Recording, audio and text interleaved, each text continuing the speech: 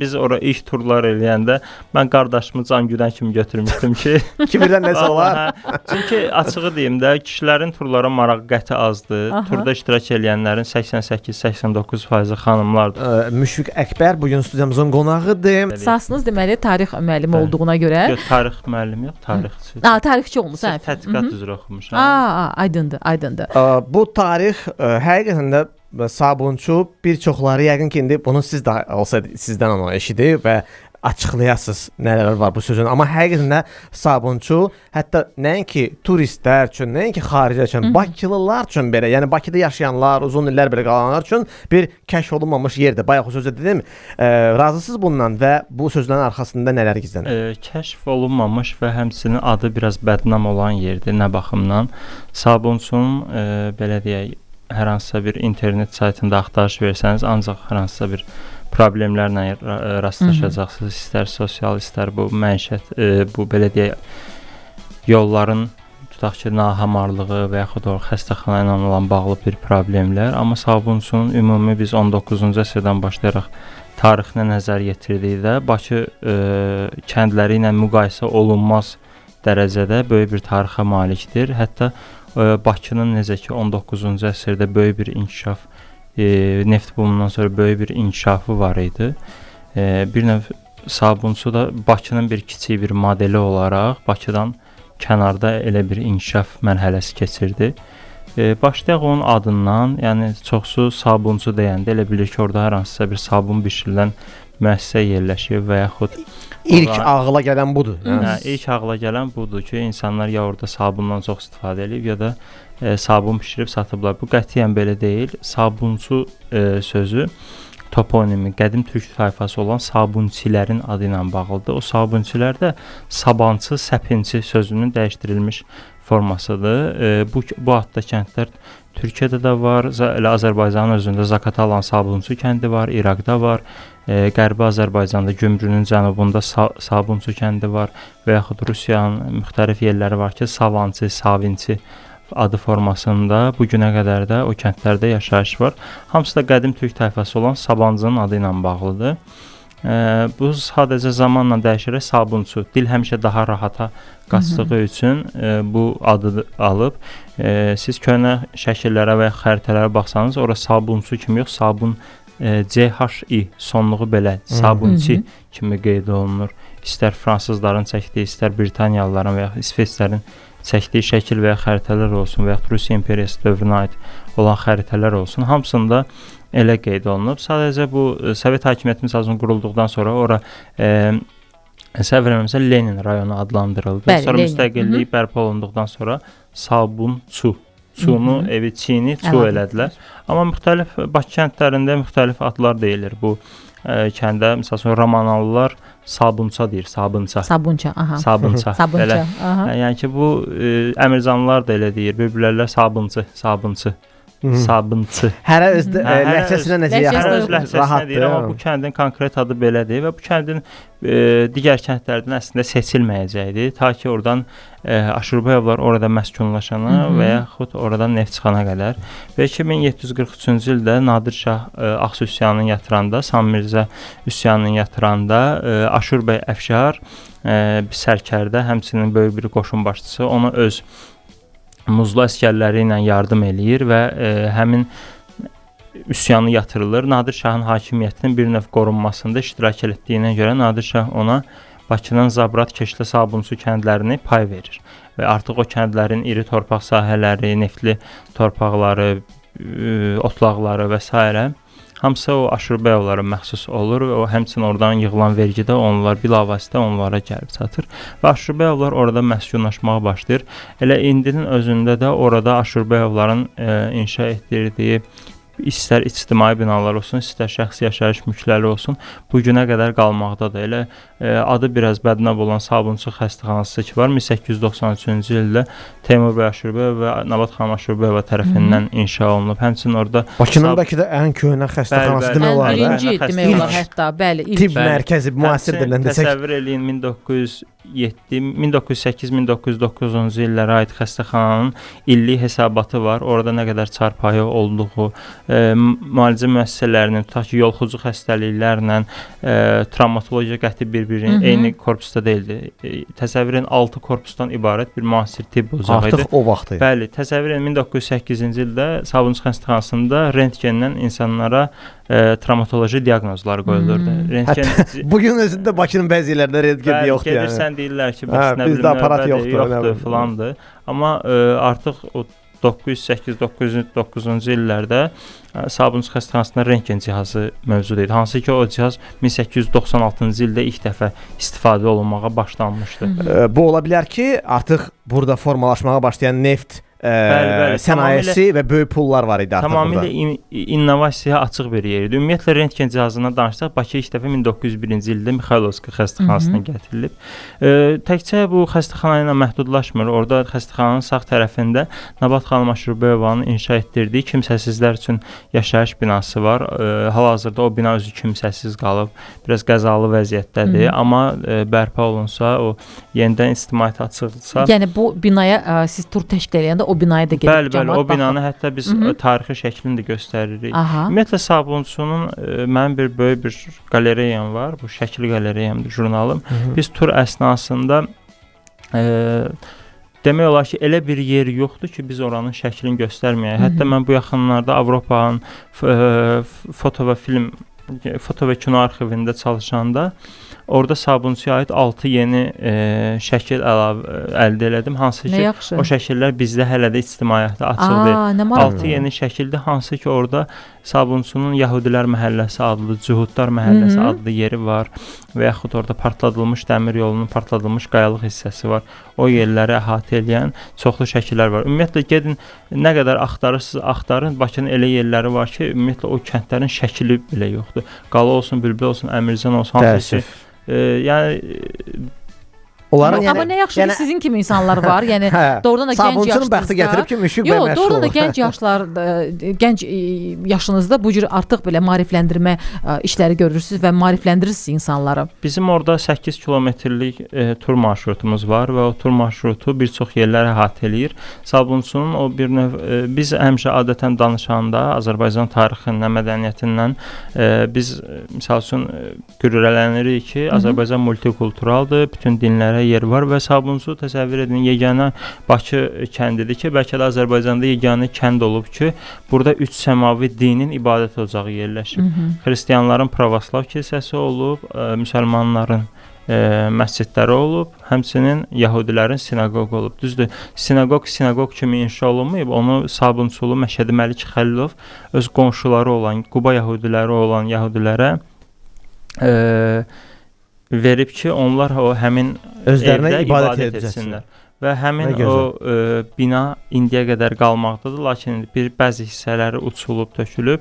Kilsə ümumiyyətlə Sabunçuda ilk kilsə 1899-cu ildə inşa olunub, kiçik bir 2 otaqlı formada, hardasa bir 60 kvadratlıq bir binada.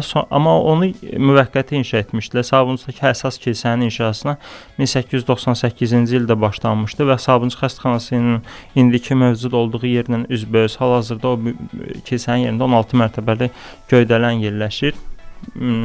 Yeni bina yerləşir. 1904-cü ildə o kilsənin inşası tamamlanmışdı və Bakının səhv eləmirəmsə ikinci ən böyük kilsəsi idi. Aleksandr Nevski kilsəsi. Bəli, ikinci böyük kilsəsi idi. 38 metr hündürlükdə idi. Və onun inşasında o vaxt üçün çox böyük bir bina idi. Bəli, onun inşasında yer gəlmişkən Bakının ənənəvi əhəng daşından yox, Dağıstandan gətirilən və Gədəbəydən gətirilən tuf daşdan istifadə olunmuşdu. Təəssüf ki, Sovet hakimiyyəti illərində 1933-cü ildə o kilsə tamamilə dağıdılır. Onun yanındakı bina isə dediyim ilkin kilsə binası isə yer gəlmişkən hər birinin onlarla şəkili var. Həmin kiçik kilsə binası sonradan 1930-cu ildə o dağıdılmır, 30-cu ildə Fiyoletovo adlı kitabxanaya çevrilir. Hal-hazırda da elə həmin kitabxana həmin yerdə fəaliyyət göstərir. Müşfiq bəy, siz bu turlar təşkil edirsiniz. Yəni əcnəbilər də olur da yəqin ki. Bəli, indiyə qədər ən çox türk vətəndaşları iştirak edir, amma fransız vətəndaşları da iştirak edir. Yəni maraq varmı onlarda? Bəli, hansı belə istiqamət daha çox onlarda maraq olub və hansı binanın məsələn yadınızda qalıbmı? O binanın adını çəkə bilərsiniz? Bəli. Hansı məkanlar? Deyə bilərəm ki, onların diqqətini daha çox cəlb edən dağıdılmış kilsə olur. Baxmayaraq ki, kilsə yoxdur. Mən onun kilsənin səhv 5-6 şəkli var məndə. Mən onu müxtəlif rakurslardan göstərəndə artıq belə çox təəccüb edirlər ki, niyə bu dağıdılıb? Onlara mən Azərbaycanda Sovet hakimiyyəti illərində dinə qarşı repressiv münasibəti tarixindən danışıram və onlar artıq münasibətləri o Sovet hakimiyyətinə tamamilə dəyişir. Başa düşürlər ki, belə yəni bu axı unutmaq lazım deyil ki, üzr istəyirəm.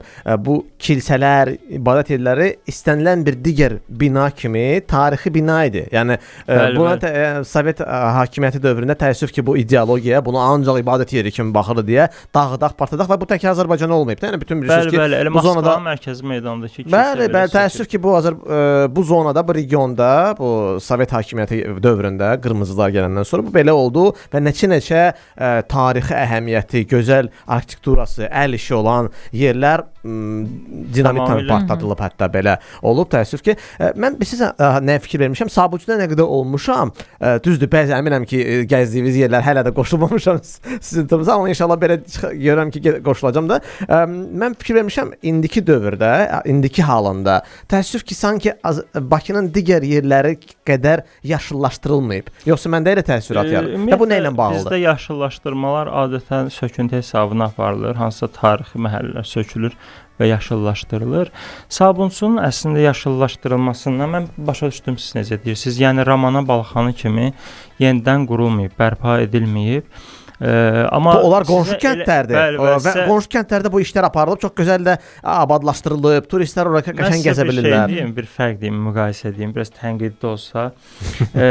Təsəvvür edin, Ramana qəsəbəsini bərpa ediblər, ora daşlar düzüblər, belə. Yerə də demək istəyirsiniz, hə? Çıkanka deyirlər, nə deyirlər, belə daş döşüyürlər. Təsəvvür edin, o daşların bir çoxunun əksəriyyətinin üzü dağılıb. Yəni o bilmirəm, lakı zəif olub, yoxsa çınqıla dönüb o daşlar. Amma Sabunçuda 1800 Sabunçu yeri gəlmişkən ilk şoseleşdirilmiş Bakı kəndidir. 1884-85-ci illərdə səhvimizə Bakı şəhər dumasının memarı olan Nikolaus von der Nonnenin Sabunçunun şoseleşdirilməsi ilə bağlı əmri var və həmin illərdə də Sabunçu şoseleşdirilir. İnanın, indinin özünə qədər o yollar olduğu kimi qalmaqdadır. Bəzi yerləri üstü asfaltlanıb, amma bir çox məsələn Ramanaya gedən yolun daşları olduğu kimi qalmaqdadır. Yəni siz Ramana qəsəbəsində 2-3 il öncə vurulan daşlarla 120-130 il əvvəl vurulan daşları müqayisə etsəz, deyəcəksiniz ki, bu yəni burada nəsə bir fərq olmalıdır. Niyə belədir?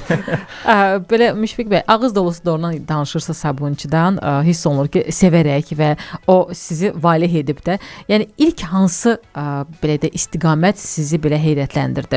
Bu Sabunçu ola bilər, bu təşkil etdiyiniz turlarda başqa istiqamət, başqa qəsəbələr ola bilər. Yəni sizi bir tarixçi kimi öz işinizlə bağlı. Yəni təbii ki, işinizi sevirsiniz, bütün məkanlar sizə doğmadır, əzizdir. Amma hansı yerin tarixi onun hələ bir ki abu-havasında, emosional abu-havasında bir uzun müddət qalmısınız ki, o tikilisi olsun, maraqlı küçəsi olsun. Mən düşünürəm ki, Sabunçudur. Çünki digər yerlərə, təşkil etdiyim digər yerlərə, Bayır şəhəri istisna olmaqla, digər yerlərin hamısına tur təşkil edən də var, onu turistləri ora aparan da var. Amma məhz Sabunçu, Sabunçu sizə özəldir, hə? Mən əmr ki, mənim o Atatürkün, mən də oyuna özümü müqayisə eləmirəm, əstəğfurullah. Onun bir sözü var, deyir, Hatay benim şəxsi davam.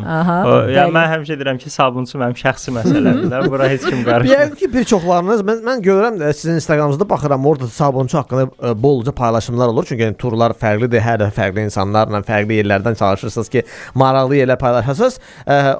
Bəlkə də bir çoxları yəqin ki, elə o xəyalə desəm bayaq o sualı verdi. Çünki təəssürat yaranır ki, Sabunçulusunuz. Bəlkə də, yəni bizdə o qədər var ki, yəni öz yerimdir. Onu belə mən özüm oradanam deyə oranı tanıtdırmaq istəyirəm. Amma sizdə tamamilə fərqli deyil. Siz özünüz oradan deyil. Yox, mənim nə Sabunçuda açığı evim var, nə qohumum var. Əksinə biz ora ilk turlar eləyəndə mən qardaşımı can güdən kimi götürmüşdüm ki, kimirdən nəsə olar.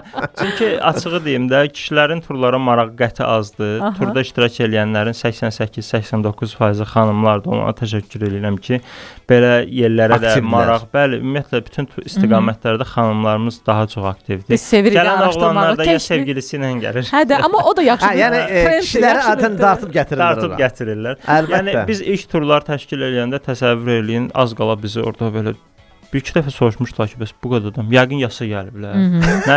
Nəsə xeyir iş var, ya şər iş var. Bizim insanlarda yaxşı fikir yaranmır da. Belə yanaşır. Tamam. Bir qrup adam gəlibsə deməli kiməsə yas yerdə.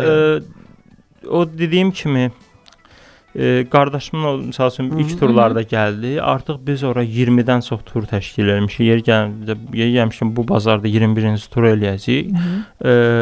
Artıq 350-dən çox insan iştirak edib Sabunçu turunda. Düzdür, bu içəri şəhərlə müqayisədə götürsək, bu çox bəlkə içəri şəhərə gələn turistlərin 1% də deyil. Amma söhbət unudulmuş, yəni ki, tamamilə dışlanan, belə deyə insanların adı gələndə ət ürpəşdiyi bir Bakı qəsəbəsindən gedirsə, yəni bu çox böyük bir nəticədir. Çünki mən həmişə deyirəm ki, Sabunçu sanki o Türkiyənin Göbəkli Təpə bir antik kəndi var. Orada qazıntılar nəticəsində böyük bir qəsəbə çıxır. Biz arxeoloq qonağımız olmuşdu və məhz ora haqqında danışırdı ki, çünki ora qazıntılar üçün çox böyük bir yerdən gözəl. İndi mən həmişə deyirəm ki, Sabunçu sanki böyük bir arxeoloji tədqiqata ehtiyacı olmayan, amma həm də görülməyən bir yerdir. Yəni kəşf olunmayan, kəşf olunmayıb, amma bu sadəcə sən araşdırmalısan. Mən yer gəlmişkən o küçələri bəlkə də müxtəlif vaxtlarda da bir neçə ay zaman ərzində 200 kilometr o tur marşrutunu hazırlayanda müxtəlif vaxtlarda 200 kilometr mən küçələri gəzmişəm, bir-bir o binaların içində olmuşam, eləsi olub buraxıb, eləsi olub buraxmayıb. Hətta insanların yorucu sualları ilə də rastlaşmışam. Məsələn, ən yorucu sual hansı olub? Buradan ya ev Bələdiyyədə işləyirsən qardaşım. Mən axırda necə elədim? Mənim əvvəl açıq uzun saçım var idi, buruq, belə saqqalım falan, belə Robinson Crusoe kimi. Saçınızı ağartdınız bu yolda. O vaxtı Sabunçuya girmək məsləhət deyildi, yəni. O saç dizimi. Necə elədim? Mən həmin vaxtı gəlirdim, araşdırırdım. Sonra gördüm ki, bu zaman çox bezdirir də mən. Nə qədər suallardır. Niyə baxırsan, niyə çəkirsən? Çəkmək olmaz. Nə bilim nə. Mənim evimdir. Saçımı qıxdım, səliqəli, üzümü qıxdım, kostyum şalvar. Qara ayaqqabı ilə düşmüşəm Sabunçunun palçıqlı küçələrinə. Heç kim yaxınlaşmır. Əlimdə də bir dənə bloknot var. Heç kim yaxınlaşmır ki, yəqin ki, bəs bu məmurdur, icradan. Qaz dairəsindən gəlir. Amma mənə maraqlı gəldi. Nəyə görə axı icazə verilmir? Axı biz axı doğrudan da öz yerimizi kəşf edirik. Biz öz məkanımızı öyrənirik. Ümumiyyətlə elə bir qanun yoxdur. Məncə qanun yoxdur. Sadəcə sözünüzə qüvvət, sözünüzü bəlkə də başqa bir mənada danışacağam. Mən bu yaxınlarda Qəbələdə olanda heç vaxt olmadığım Udi ocağında oldu və mənə o qədər maraqlı gəldi və mən çəkmək istəyəndə bələdçi özü danışır. Əslində mən burada nə var? İndi onsuz da texnologiya zəmanəsidir və hamı çəkməlidir. Xanım çəkmir. Dedim nəyə görə siz? Mən əksinə sizi çəkirəm və mən onu paylaşacağam. Özümə qalacaq. Öz evdəkiləri doğmalarıma göstərəcəm. Yəni burada nə var axı? Sadəcə bir öyrəniblər elə bir ki, çəkməyin, nə bilim, nə etməyin. Amma əslində özümüzdən danışırıq da. Muzeylərin əslində daxili qaydasına görə bəzi muzeylərdə həqiqətən çəkiliş aparmaq olmaz. Amma çox yerlərdə elədir, bir çox yerlərdə. Amma söhbət binanın fasadından gedirsə, binanın fasadı çöl görünüşü, şəhərin mülkiyyətidir. Söhbət binanın üstündəki onsuz da onu hamı görür də, yəni. Bəli, söhbət binanın üstündəki ağlay daşlardan, naxış işləmələrdən getmir. O binanın sahibinindir. Söhbət görünüş etibarilə o şəhərin mülkiyyətidir. Onun görünüşü şəhərin mülkiyyəti hesab olunur. Yəni ki, mənim binamda çəkmir. Sözsüz ki, gedib Daxili İşlər Nazirliyinin binasını çəkmək olmaz. Strateji yerlərdən getmir də söhbət. Strateji yerlərdən getmir. Biz şəhərin fasadına, gözəlliyinə gözəllik qatan binalardan söhbət. Yeri gəlmişkən Sabunçuda o bayaq sualınıza tam cavab verim. Sabunçuda ən gözəl binalardan biri Bəşir Başırbəyovun inşa etdirdiyi 1901-ci ildə inşa etdirdiyi şəxsi yaşayış mülküdür, 2 mərtəbəli. Hətta birincidən balkonları da var idi. Sovet hakimiyyəti gələndə onun balkonların ikisini də dibindən kəsib, amma qalan hər bir şeyi binanın özəlliyi olduğu kimi qorunub saxlanıb. O binanın müəllifi də Bakıda həm kilsə, həm məscid inşa etdirmiş Adolf Eichlerdir, Alman memar. Bayır şəhərdəki İmam Hüseyn məscidini o inşa yəni memarı odur. Həmçinin 28-də Alman Lüteran kilsəsi olan Kirxanın da memarı odur. Maraqlısı odur ki, Sabunçuda da belə bir bina inşa etdirib. Sabunçu yeri gəlmişkən Bəşir bəy Aşurbayov Sabunçu Cümə məscidinin də inşasında faydası olub, ha? Faydası tamamilə ona məxsusdur. Bəli. Yeri gəlmişkən bir şey də deyim ki, Sabunçu olmasında onun dövrümüzə qədər bir çox şəklinin çatmasında Nobel qardaşlarının böyük bir faydası olub. Ümumiyyətlə bəzi tarixçilər və bələdçilər Nobel qardaşlarını Azərbaycan sərvətini talamaqda, nə bilim neftindən gəlir əldə etməkdə falan belə şeylərdə günahlandırırdılar, amma bu tamamilə yanlış yanaşmadır. Elə 94-cü ildə məsəl üçün əsrin müqaviləsi bağlananda nə qədər xarici şirkət iştirak edib burada, onların Azərbaycan neftinin hasilatında böyük faydası yatırım ediblər, bəli. Bəli, yəni bu elə indinin özündə də cənab prezident deyir ki, xarici kapitalın ölkəyə cəlb olması bizim iqtisadiyyatımız üçün faydalıdır. Yəni biz bu bütün dövrlər üçün iqtisadiyyatlarda belə olur. Yatırım olmasa, yəni heç bir sahə inkişaf eləməz. Yəni bu həqiqətən Sabunçuda o müasir, ümumiyyətlə Azərbaycanda müasir neft quruqlarının qurulmasında, neftin çıxarılmasında, istər fəhlələr üçün yaşayış əraziklərinin inşa olunmasında Nobel qardaşlarının o fəaliyyəti danılmazdı. Yeri gəlmişkən o Sabunçuda onların 5 hektarlıq ərazidə fəhlələri üçün, fəhlələrdən gedir söhbət. Fəhlələri və onların ailələri üçün inşa etdirdiyi binaların hamısı, birə-bir hamısı bu günə qədər qalmaqdadır. Həmçinin orada 1902-ci ildə Sabunçu yeganə Bakı kəndidir ki, 1902-ci ildə orada elektrik stansiyası olub və kənd 1910-cu ildə özünü elektriklə tam təchiz edib. Yəni yeganə Bakı kəndidir ki, özünü elektriklə tam təchiz edib. Bu da Nobel qardaşlarının adı ilə bağlıdır. Və təsəvvür edin, digər Bakı kəndləri zülmət qaranlıqda gəzdikdə, nə bilim, qaranlıq evlərdə yaşadıqda neft lampası ilə neft çırağı ilə işıq əldə elədikdə Sabunçuda elektrik vurmasından 1918-ci ildə Məhəmməd Tağıyev adlı şəxs dünyasını dəyişib. Yəni bu da maraqlı bir statistikadır. Müşfiq, neçə ildir bu işlə məşğulsunuz? Bir ildən çoxdur. Bir ildən çoxdur. Təzə başlamısınız. Ümumiyyətlə, nə yaxşı. Müşfiq, tam Sabunçunu kəşf etmədiyiniz yer qaldımı? Qalıb deyəndə orada Muxtarov adlı yer var, Zabrat istiqamətindən gedən yerdə.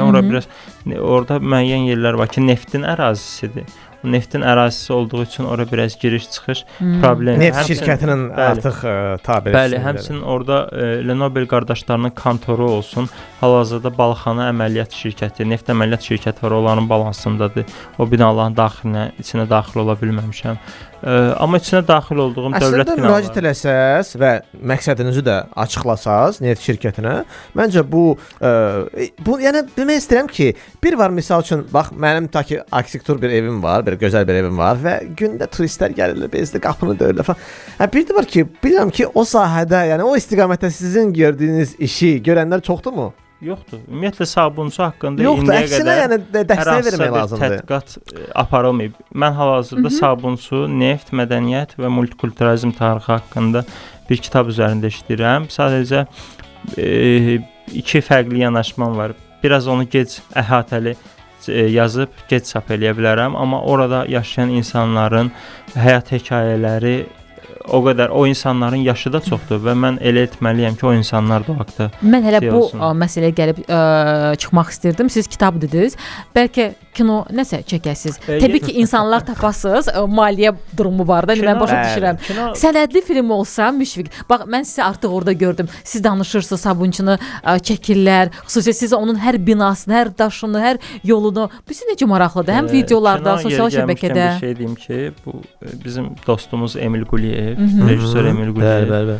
Sabunçuludur, çalışdığı qədər o da kinolarının böyük bir, misal üçün kino onun çəkdiyi bir serial var. O serialları maksimum çalışır ki, oralarda olsun. Həmçinin Emil Quliyevin çəkdiyi ilk filmdə 6 dəqiqəlik Paradoks 20 manat filmi də Sabunçunun Yəhudilər Cuhudlar məhəlləsi adlanan yerində çəkilir. Yaxşı bir promotiondur. Niyə də yox? Yəni bu film kimi olsa yaxşı olur. Buna sadəcə dəstək lazımdır. Mən belə deyim, mən özüm həm də belə işlər layihəsində redaktor işləyirəm.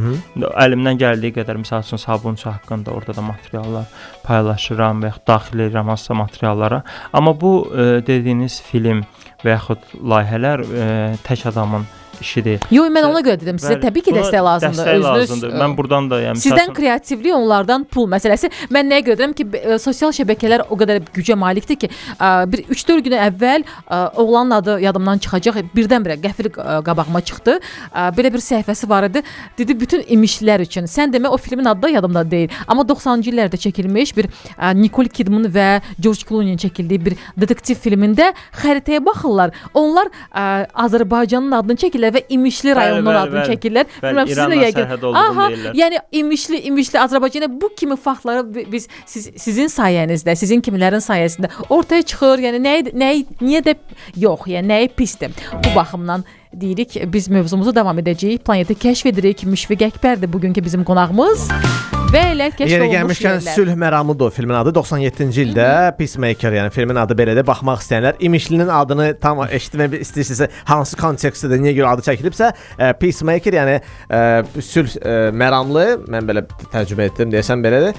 Baxa bilərsiniz. Davam edərik. Müşfiq Əkbər bugün studiyamızın qonağıdır. Və bu gün günlərdən də sabunçudur. Sabunçudan o ki var danışırıq. Bu arada Müşfiqin həmin o işləri, sabunçu turları və digər turları haqqında məlumatı onun Instagramından yığanda birdən Müşfiq Əkbəri axtararsınız. History Center və bayaq da mən yadımdan çıxıb ki, onun şəxsi yox. Məhz bu işlərlə bağlı paylaşdığı materiallar da var. Orada çarxlar paylaşır. Təkcə yəni özünü orada çəkib turlar zamanı yox, həm də belə başqa rubrikaları var. İzləyə bilərsiniz. History Center adlı belə səhifədir. Bu arada tez-tez sizin videolarınızda, sizin paylaşdıqlarınızda Bayır şəhər adlı termini eşidirəm və əminəm ki, mənim kimi bir çoxları da Azərbaycanda İçəri şəhərin nə olduğunu bilməyən yoxdur. İçəri şəhər bir brenddir, düzdür? Yəni layiqincə, həqiqətən Bakının, Abşeronun tarixidir, Azərbaycanın simvollarından biridir. Amma Bayır şəhər sanki termin olaraq turizm baxımından, araşdırma baxımından, Azərbaycan o autentikliyi qorunmaq baxımından elə də PR olunmayıb. Bayır şəhər İçəri şəhərdən termin olaraq daha qədimdir. Yəni İçəri şəhər Bakının mərkəzi idi, şəhərin özü idi. Yəni ora şəhər idi. Ondan kənarda şəhər yox idi. Sayılmırdı, şəhər sayılmırdı. Kəndlər idi. Məhz 19-cu əsrin ortalarında artıq neft bumunun başladığı dövrdə, son rüblərdə Azərbaycanlıların sərvəti artır, xarici kapital yatırılır, xarici memarlar gəlir və şəhərin kənarında yeni binalar ucalır. Yəni arada bir fərq qoymaq üçün İçəri şəhər, Bayır şəhər. Yəni Bayır şəhərin məhz inşa olunması, misal üçün biz studiyadan buradan çıxanda deyirik Bayıra çıxdım. Amma Bayır olmasa bir sözü işlətməyəcəyik. Elə bura daxil qalacaq, düzdür? Yəni o Bayırın olması məhz bu İçərini formalaşdırır. İçəri şəhərlə Bayır şəhərinin arasındakı fərq də budur. Yəni Bayır şəhər termini İçəri şəhərdən daha əvvəl formalaşıb. Yeri gəlmişkən Bakının ilk baş planında Vorstadt, alman sözü olan Vorstadt, Bayır şəhər formasında işlənilib xəritədə. Yəni, almanlar iştirak edə bilər də orada, düzdür? Bəli, ümumiyyətlə Bakının ilk baş planının müəllifi Nikolaus von der Nonne, alman kökənlidir. Sonradan Bakı şəhər dumasının sədri seçilib. Bakıda bir çox binanın həmçinin müəllifidir. Bayır şəhər deyəndə çoxsu elə bilir bayıl. Bayıl deyil, qəti deyil. Bu Bayır şəhərdir. Ümumiyyətlə İçəri şəhər də son 30 ildə daha çox işlənməyə başladı. O metronun açılımı, metronun adını dəyişdi. Orada hamı Baksovetdir metronun adını. Bu günə kimi bir çoxları Millennial nəsli daha çox. Uzun illər yəqin ki, yox, uzun illər İçəri şəhər. Sonradan metronun adı dəyişdi, oldu İçəri şəhər. İndi o İçəri şəhərin, əslində o metro İçəri şəhər deyil, Bayır şəhər deyilir. İndi o metronun adını dəyişsək, eləsək Bayır şəhər, bir 10 il sonra əksəriyyətimizin dilində Bayır şəhər adlanır. Yəni o metro amili xüsusi rol oynayır. Və Bayır şəhərin xüsusiliyinin qorunmasında böyük rolu var. Yəni baxın, tutaq ki, bir turist gəldi. Mətbəximizlə tanış oldu, binalarımızla tanış oldu. Çox vaxt sual verirlər ki, bəs Azərbaycanlılar harda yaşayır? Qonşuluq onlarda necə olur? Yəni şəhərin mərkəzində hal-hazırda qonşuluq icmasının qorunub saxlanıldığı, insanların harasa gedəndə evini bir-birinə tapşırdığı, bayramlarda bir-birini təbrik elədiyi, necə deyirlər, o mədəniyyətin yaşadıldığı yerlərdə, Azərbaycanın mədəniyyətinin yaşadıldığı yerlərdən biri məhz Bayır şəhər ərazisidir. Yəni Bayır şəhər ərazisi deyəndə çoxsu bilmir, təxminən haralar gedir. Daxili İşlər Nazirliyinin arxası, Təzəpir məhəlləsi, yəni söhbət yaşayış olan yerlərdən gedir. Təxminən elə bizim rayonumuzun yerləşdiyi ərazi. Bəli, hal-hazırda da burada Bayır şəhər adlanır. Amma burada bu binada hələ ki yaşayış yoxdur. Bundan o birisi yerlər səfirliklərdir, obyektlərdir, restoranlar da filandır. Targov özü də Bayır şəhər. Amma söhbət məhəllələrdən gedirsə, məhz Bayır şəhər hələ də olduğu kimi qalmaqdadır və burada ümumiyyətlə o Bir Cənub şəhərində filminə bəlkə baxmısınız. Orada görürsüz Azərbaycanlıların həyatı. İndi o filmə baxan baxdı. Tutaq ki, indi qardaşım uşaqları baxdı o filmə, böyüdülər, dedilər ki, ay əmi, bu film harda çəkilib? Aparacam onu, görəcək ki, o məhəllələrin çoxsu dağıdılıb, yerində park salınır filan. O məhəllələri mütləq qorumaq lazımdır. Orada indi bəziləri bəyənir, bəziləri bəyənmir. O damlar elə bir yerdir ki, o damların üstü. Orada çoxlu quşbazlar var idi. Və o quşbazlar insanın, məsəl üçün adam var, pişik, indi əksər xanımlar, ailələr pişik saxlayır evdə. Yəni sən ondan soruşsan ki, bəs bunun mənası nədir? Deyəcək, bu mənim daxili rahatlığım. Bunu başa düşmək lazımdır. Və o Bakılıların da xüsusi şeylərindən biri vərdişdə quş saxlamaq idi. Doğrudan bu ənənə bizdə çox geniş idi ya. Quş ümumiyyətlə hər hansısa bir gəlir gətirən bir sahə deyil. Əksinə, yəni ki, xərcləyirsən, qiymətlərin aşırıdır, buğda alırsan. Amma o, misal üçün, quşbazların, mən diqqət eləmişəm, mənim daim oğlu quşbazdır. Çox böyük rəhimli insan onlar. Yəni ki, bu insan quşlara baxaraq rahatlıq tapır. Və bir də başları daima yuxarı olur. Yəni ki, adi yol gedəndə belə meteoroloji şeylər aparır. Təsəvvür edin, mənim daim oğlum orta təhsili var. Yəni belə xüsusi ali təhsili, belə böyük bir savadı yoxdur. Amma o quşların kiçik bir səsindən, hər hansısa bir davranışından artıq onların şeyindir. Yəni bu Bayır şəhərin o damlarının üstündə baş verən hadisələrdir. Əvvələ bir şey var idi, bizdə stereotip var idi ki, quşları Bakıda ancaq indi Bakı kəndlərində görmək olar. Kimsə şəxsi həyətində ancaq belə o, amma sən demə bu şəhərin indi mərkəzi yox, amma o məhəllələr artıq söküldükcə o ənənələr yox olur. Amma siz bu turlar təşkil edəndə, bilmirəm, etmisiniz yoxsa bu istiqamətdə o dediyiniz kimi cəmaatı dama qaldırırsınız. Dediyiniz kimi o məsələn filmlərimizin o çəkildiyi yerlərə aparın, çünki o adici Brilliantovaya Ruka məşhur o filmin hələ çəkilişi cəmaat gəlib çəkir. Yəni bizim də filmlərimizi yada salaq, yəni harda çəkilib, hansı küçələrdə çəkilib. Yer gəlmişkən son olaraq bunu deyim ki, Sabunçuda bir bazar var. O bit bazarının içində kiçik bir quş bazarı var.